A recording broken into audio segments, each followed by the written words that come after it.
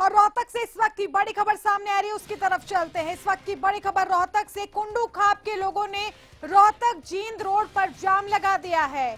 वर्णिका कुंडू के समर्थन में कुंडू खाप के लोग अब मैदान में आ गए हैं। उन्होंने जाम लगाया है सड़कों पर और वो विकास बराला की गिरफ्तारी की मांग कर रहे हैं। कुंडू खाप के लोगों ने रोहतक जींद रोड पर जाम लगा दिया है। वर्णिका कुंडू के समर्थन में कुंडू खाप अब उतर आई है और विकास बराला की गिरफ्तारी की मांग की जा रही है। विकास बराला बीजेपी प्रदेशाध्यक्ष सुभाष बराला के बेटे, जिन पर आईएएस अधिकारी की बेटी वर्णिका कुंडू के साथ छेड़छाड़ के जैसे संगीन आरोप लगे हैं। और फोन लाइन पर हर्षवर्धन हमारे साथ है। हर्ष, हम देख रहे हैं वर्णिका कुंडू के समर्थन में अब कुंडू खाप के लोग भी उतर आए हैं। उनकी तरफ से जाम लगाया गया है। विकास बराला की गिरफ्तारी की मांग की जा रही है और क्या कुछ जानकारी? देखिए, आपको बता दें कि जिस तरीके से सुभाष बराला के बेटे विकास बराला द्वारा जो आईएएस अधिकारी की बेटी के साथ छेड़छाड़ की थी वर्णिका कुंडू के साथ, उसी मामले को लेकर कुंडू खाप के लोगों में काफी रोष व्यक्त किया है उन्होंने। और इसी मामले को लेकर रोहतक जींद रोड पर आज कुंडू खाप के लोगों ने रोड को दोनों तरफ से जाम कर दिया है। फिलहाल जो है पुलिस के अधिकारी और प्रशासनिक अधिकारी मौके पर पहुंच गए हैं, लेकिन उनका साफ तौर पर कहना है जब तक विकास बराला की गिरफ्तारी नहीं होती वे जाम नहीं खोलेंगे। जी, अभी क्या स्थिति दिख रही है हर्ष? देखिए, अभी फिलहाल दोनों तरफ से रोड बिल्कुल पूरी तरीके से जाम है। आम पब्लिक को भी काफी परेशानी हो रही है, लेकिन जिस तरीके से आईएएस अधिकारी जो कुंडू खाप से संबंधित व्यक्ति थे उसकी बेटी, उसी को लेकर कुंडू खाप के लोगों में रोष है और इसी वजह से इन्होंने रोहतक जींद रोड पर जाम लगाया है। जी हर्ष, मौके पे पुलिस के आला अधिकारी भी पहुंच गए हैं। क्या उनकी तरफ से लोगों को कोई आश्वासन दिया गया है अब तक? देखिए, फिलहाल की बात की जाए तो प्रशासनिक अधिकारी और पुलिस अधिकारी के मौके पर पहुंच रहे हैं, किसी न किसी तरीके से जाम खुलवाने की वो कोशिश भी कर रहे हैं। लेकिन फिलहाल उनका एक ही कहना है कि पहले जो है विकास बराला की गिरफ्तारी की मांग को लेकर ही वो इस तरीके से उन्होंने जाम लगाया है। हालांकि हो सकता है कि थोड़ी देर के बाद प्रशासन के आश्वासन के बाद जो है कुंडू खाप के लोग जाम खोल भी दे, लेकिन फिलहाल अभी जाम की बात की जाए तो जाम की स्थिति यथावत बनी हुई है। दोनों तरफ का ट्रैफिक जो है बिल्कुल पूरी तरीके से जाम है। जी हर्ष, कितना लंबा जाम होगा ये और कब से जाम लगा हुआ है?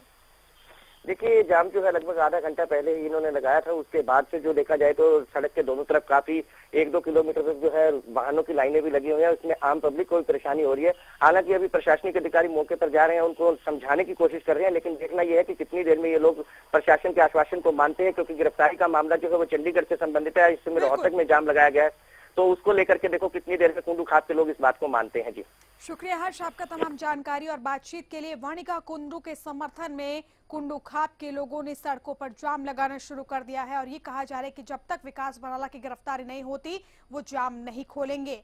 बीजेपी प्रदेश अध्यक्ष सुभाष बराला के बेटे विकास बराला पर लगा छेड़छाड़ी के आरोप और ये पूरा मामला लगातार तूल पकड़ता जा रहा है। मामले में जहां सियासत चरम पर है, वहीं प्रशासनिक अधिकारियों पर भी गाज गिरने लगी है। मामले में विपक्षी पार्टियां पूरी तरह से बीजेपी सरकार पर हमलावर है।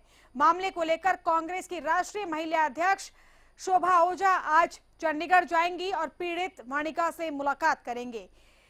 शोभा आहूजा आरोपियों पर कार्रवाई की मांग को लेकर राज्यपाल को ज्ञापन भी देंगी। वहीं इनेलो सांसद दुष्यंत चौटाला संसद में मामले को उठाने की तैयारी में है। मामले में इनेलो सांसद सदन में स्थगन प्रस्ताव रखेंगे। दुष्यंत चौटाला ने सरकार पर मामले की जांच को प्रभावित करने का आरोप लगाया है। इसके साथ ही सुभाष बराला के इस्तीफे की मांग भी जोर पकड़ रही है। वहीं मामले में चंडीगढ़ पुलिस पर भी कार्रवाई हुई है। चंडीगढ़ में नए एसएसपी को प्रभार दिया गया है।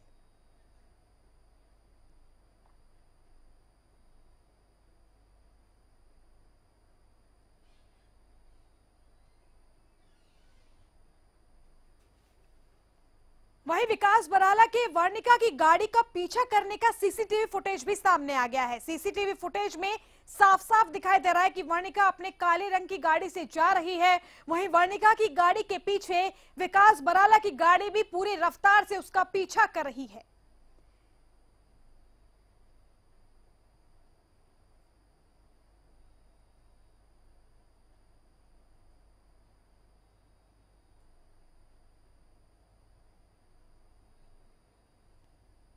ये वो सीसीटीवी फुटेज है जिसमें साफ तौर से नजर आ रहा है कि वर्णिका की काली गाड़ी के पीछे एक सफेद रंग की एसयूवी गाड़ी जाती है।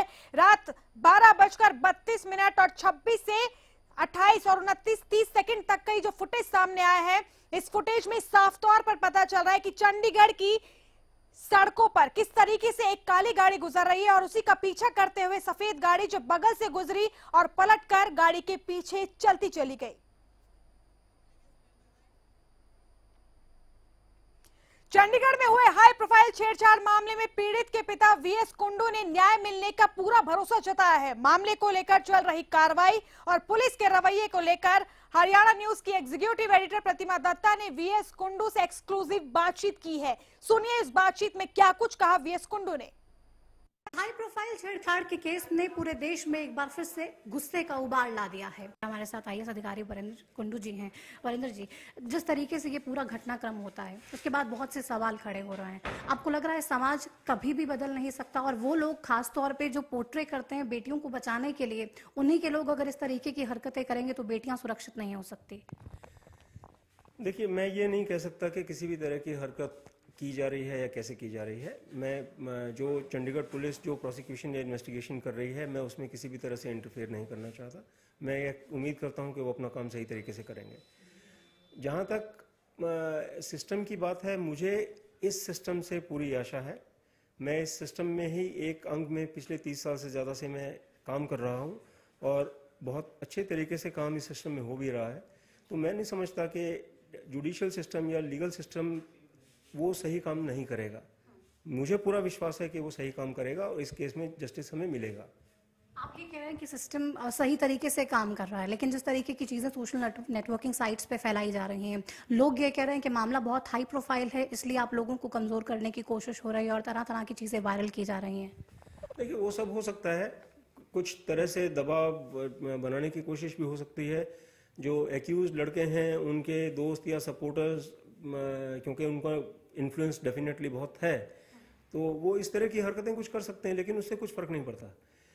हमें ये देखना है, मुझे और मेरी बेटी को ये देखना है कि क्या हिंदुस्तान के एक नागरिक को, जिसके साथ बिल्कुल बिना किसी शक के एक इस तरह का हादसा हुआ है और जो बिल्कुल कट एंड राइट केस है, जिसमें किसी भी तरह की कोई शक की संभावना नहीं है, कंप्लेनेंट सच्चाई की बिना पे अपनी जगह के ऊपर बिल्कुल खड़े हुए हैं और वो बैकआउट करने के लिए तैयार नहीं है।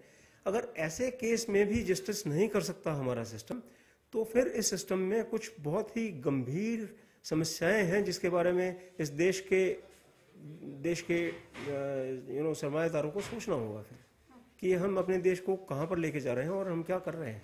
लेकिन ऐसा क्यों है? आज भी ये माहौल नहीं है कि बेटियां अपनी मर्जी से जी सकें, वो जब चाहें घर से बाहर निकल सकें, जहां चाहें वो जा सकें।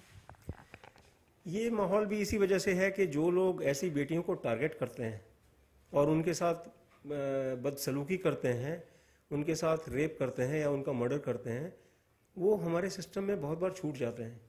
और बहुत बार इस वजह से छूट जाते हैं कि उनके कंप्लेनेंट्स जो हैं, विक्टिम्स जो हैं, उनके पास कई बार इतनी सहन शक्ति नहीं होती कि वो उस दबाव को या उस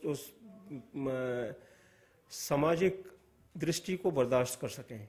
इसीलिए मैंने और मेरी बेटी ने फैसला किया कि इसमें, चाहे मेरी बेटी बिल्कुल सही सलामत मेरे घर पर पहुंच गई थी, हम चाहते तो हम उस मामले को वहीं पे ख़त्म कर सकते थे, लेकिन हमने फैसला किया कि अगर हम जैसे नागरिक जिनके पास सपोर्ट सिस्टम्स भी हैं, जिनके पास समझ है, जिनके पास बूझ है, जिनके पास लोग हैं, अगर वो भी इस समस्या के लिए खड़े नहीं होंगे तो फिर इस देश में कौन खड़ा होगा? और कैसे उस विशेष साइकिल को कैसे तोड़ा जाएगा जिसमें हर बार लड़कियों को विक्टिमाइज किया जाता है और अल्टीमेटली उनको जस्टिस नहीं मिलता, क्योंकि उनके लिए और उनके परिवारों के लिए इस दबाव को सहन करने की ताकत नहीं होती। अगर हम ये नहीं करेंगे तो फिर हिंदुस्तान के मेजॉरिटी लोग जो इसी उत्पीड़न का शिकार हैं, वो इसको करने की कैसे हिम्मत उठाएंगे? ये सोचकर हमने किया। हमने देखा फेसबुक पे भी वर्णिका ने भी पूरी कहानी बयां की, लिखा कि कैसे उसे प्रताड़ित किया गया। आपने भी तमाम चीज़ों का जिक्र किया और एक लाइन वर्णिका ने जो वहाँ पे फेसबुक पोस्ट पे मेंशन की, उसमें साफ लिखा था कि मैं लकी हूँ कि मैं सड़क के किसी किनारे पे रेप या मर्डर होके नहीं पड़ी हुई। कितनी हद तक परेशान किया होगा, इस लाइन से इसका मतलब समझा जा सकता है। बिल्कुल। और जो हमने अपनी शिकायत लिखी है, जो बिल्कुल एक ट्रूथफुल बयान है कि almost minute to minute sequence के कैसे कैसे उसके साथ क्या क्या घटा है, उसको जो भी सुनता है, जो भी पढ़ता है, उसको एकदम से पता लग जाता है कि उन लड़कों की इंटेंशन क्या थी और कैसे वर्णिका ने सब सूझबूझ का सहारा लेते हुए, मतलब आई एम रियली थैंकफुल कि उस समय पे उसका दिमाग काम कर गया और उतने डर में होने के बावजूद भी वो अपनी गाड़ी को हमेशा बचा के इधर से उधर से किसी तरह से निकाल के ले गई। और वो एक अच्छी ड्राइवर है, वो एक मार्शल आर्टिस्ट है, तो इन सब चीज़ों ने उसको हेल्प किया कि ऐसी क्राइसिस की सिचुएशन में भी वो अपने आप को संभाल पाई, पुलिस को फ़ोन भी कर पाई, पुलिस से एक सूझबूझ के साथ बात भी कर पाई कि मैं इस रास्ते से जा रही हूँ, मैं उस तरफ को जा रही हूँ और आप बीच में रास्ते में कहीं पे आप फोर्स भेजिए। क्योंकि उन्होंने पुलिस जब उसने 100 नंबर पे जब फ़ोन किया था तो कंट्रोल रूम से उन्होंने कहा कि आप कहीं रुक जाइए, हम आपके पास अभी भेज देते हैं, क्योंकि वो पुलिस स्टेशन के बहुत नज़दीक थी तब।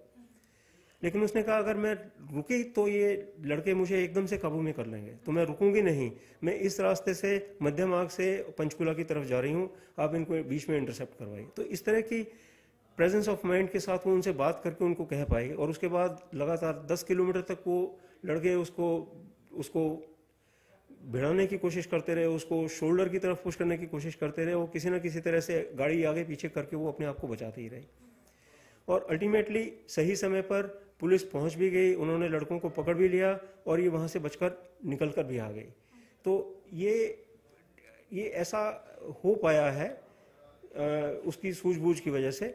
और वो भी एक उदाहरण है बाकी लड़कियों के लिए कि उनको हर जब ऐसा एपिसोड होता है तो डरने की ज़रूरत नहीं है, और अपने को थोड़ा सा तैयार रखें, अपने को थोड़ा सा अलर्ट रखें, और वो इस तरह की घटनाओं से कुछ हद तक बच सकती हैं। लेकिन ये बहुत ज़रूरी है कि जुडिशियल सिस्टम लॉ एनफोर्समेंट का फियर पैदा करे।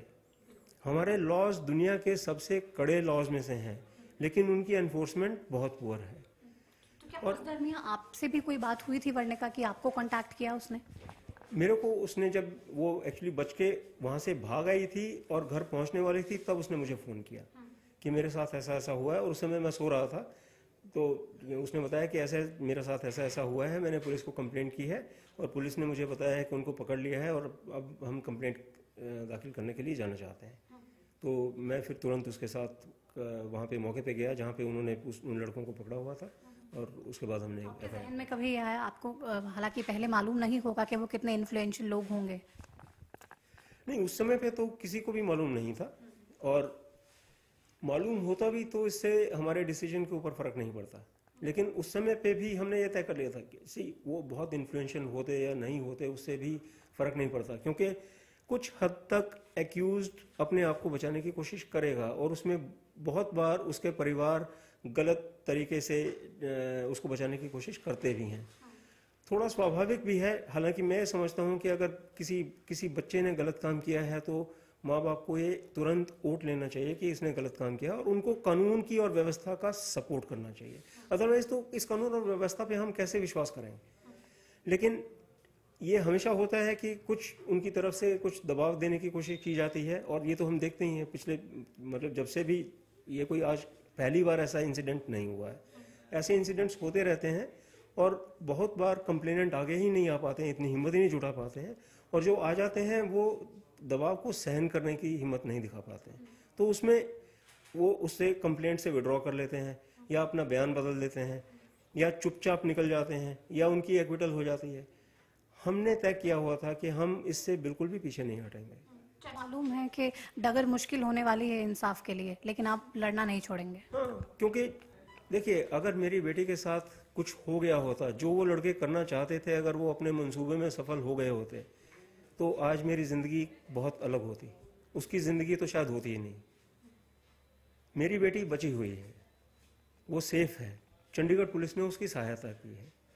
अब ये हमारी जिम्मेदारी है कि हम उन अपराधियों को सजा दिलवाएं, ताकि बाकी बेटियां कम से कम ये तो सोच सकें कि अगर कभी हमारे साथ ऐसी कोशिश होगी तो अपराधी बचेंगे नहीं। ये करना हमारी जिम्मेदारी है। तो ये मैसेज देना चाहते हैं सब जी। और ये हिम्मत, ये जज्बा, इसी वजह से वर्णिका बच पाई। क्या आप लोग बचपन से ही अपनी बेटियों को ये हिम्मत और लड़ने का जज्बा सिखाते आए हैं? मैंने असल में कभी भी अपनी बेटियों को ढालने की कोशिश नहीं की। मैंने कोशिश की, मैंने और मेरी पत्नी ने, हमने दोनों ने कोशिश की कि वो अपनी ज़िंदगी में जो करना चाहते हैं वो करें, और जैसे वो अपनी ज़िंदगी को जीना चाहते हैं वो जिएं। और ये फ्रीडम जो हम आमतौर पे लड़कों को देते हैं, मैंने लड़कों और लड़कियों में मेरे लिए कोई फ़र्क नहीं है। इसीलिए मेरी 2 बेटियां ही हैं, मेरा कोई बेटा नहीं है। मेरी 2 बेटियां हैं और मुझे कभी ऐसा नहीं लगा कि कोई कमी है मेरे परिवार के अंदर। और उन बेटियों को जिस तरह से जीना चाहिए वो अपनी ज़िंदगी का फैसला खुद करेंगी कि किस तरह से जीना चाहिए, और उनके उस फैसले के लिए लॉफुल तरीके से, अनलॉफुल तरीके से नहीं। मैं बिल्कुल कभी सपोर्ट नहीं करूंगा कि मेरी बेटी कभी भी कोई भी चीज़ अनलॉफुली करे, लेकिन लॉफुल तरीके से जो वो करना चाहती हैं उनको पूरी फ्रीडम हर तरह की होनी चाहिए वो काम करने की। बेटा और बेटियां इक्वल और इक्वली फ्री सिटीजन्स होने चाहिए इस देश के, अदरवाइज तो हम में और किसी बारबारिक कम्युनिटी में, सोसाइटी में क्या फ़र्क है। शुक्रिया अपना समय देने के लिए। पूरा देश इस वक्त आपके साथ है। इंसाफ जरूर वर्णिका को मिलने वाला है, क्योंकि अब भले ही जितना राजनीतिक प्रेशर हो, राजनीतिक दबाव हो और इस पूरे मामले को दबाने की कोशिश भले ही की जा रही हो, लेकिन ये दबने वाले नहीं हैं और इंसाफ के लिए हर संभव प्रयास करेंगे। तो वीएस कुंडू को आप सुन रहे थे, जिन्हें न्याय प्रणाली पर, न्याय पर, जस्टिस पर पूरा भरोसा है कि उनकी बेटी के साथ इंसाफ होगा। लेकिन चंडीगढ़ छेड़छाड़ मामले ने अब एक बड़ा राजनीतिक रूप ले लिया है। कांग्रेस पार्टी इस मामले को लेकर सरकार और बीजेपी दोनों पर हमलावर है। अब कांग्रेस अध्यक्ष सोनिया गांधी के दामाद रॉबर्ट वाड्रा ने इस मसले पर बीजेपी पर बड़ा हमला बोला है। वाड्रा ने मंगलवार सुबह फेसबुक पोस्ट किया। वाड्रा ने अपने फेसबुक पोस्ट में लिखा कि काफी चौंकाने वाला है कि एक महिला के साथ छेड़छाड़ होती है, लेकिन आरोपियों के साथ इसलिए ढीला बर्ताव किया जाता है क्योंकि वो हरियाणा बीजेपी के प्रदेश अध्यक्ष का बेटा है। अब बेटी बचाओ के नारे का क्या हुआ? वाड्रा ने लिखा है कि सोशल मीडिया पर जिस तरह पीड़ित महिला के बारे में लिखा जा रहा है वो शर्मनाक है। सीएम ने इस मामले पर जैसे टिप्पणी दी है वो भी शर्मनाक है। ये कोई व्यक्तिगत मामला नहीं है। इस तरह के व्यवहार पर किसी तरह की सफाई पेश नहीं की जा सकती।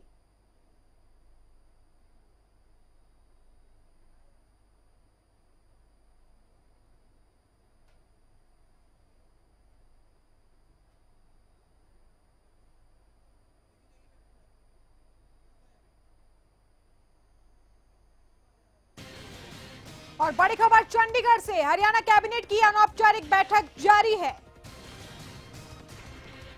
सीएम खट्टर की अध्यक्षता में अनौपचारिक बैठक हो रही है और इस बैठक में सचिवालय में ये बैठक हो रही है। ये जानकारी भी आपको दे दें, कई अहम मुद्दों पर चर्चा हो सकती है इस बैठक में। हरियाणा कैबिनेट की अनौपचारिक बैठक चल रही है इस वक्त सचिवालय में और इस बैठक में कई अहम मसलों पर चर्चा हो सकती है, या ये कहिए कि हो सकता है कि वर्णिका मामले पर भी इस बैठक में चर्चा हो, क्योंकि इस छेड़खानी के मामले के बाद सरकार के खिलाफ अपनों ने भी मोर्चा खोलना शुरू कर दिया है। जिस तरीके से जांच को लेकर सवाल उठ रहे हैं, जिस तरीके से पुलिसिया सिस्टम पर सवाल उठ रहे हैं, जिस तरीके से आरोप लग रहे हैं कि सरकार बीजेपी प्रदेश अध्यक्ष के बेटे को कहीं ना कहीं बचाने की कोशिश की जा रही है सरकार के भीतर से, उन तमाम आरोपों पर हो सकता है चर्चा हो रही हो।